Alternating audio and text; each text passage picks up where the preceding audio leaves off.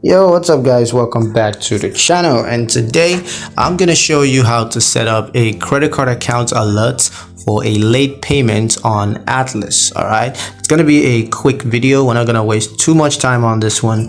Just gonna give you guys a quick step-by-step guide on how to get this done. So let's jump straight into the video.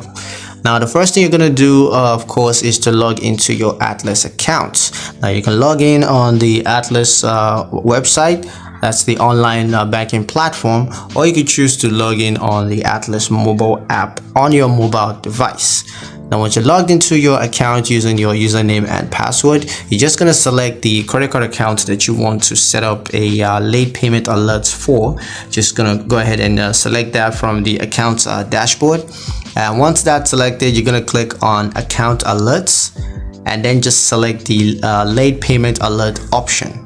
And then you're going to need to review and customize the alert settings. You have settings such as alert thresholds and notification preferences.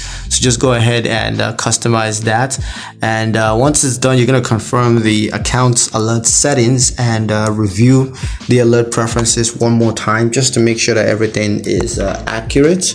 And from then on out, you're going to receive late payment alerts on your credit card accounts, and you can always review the updated account information.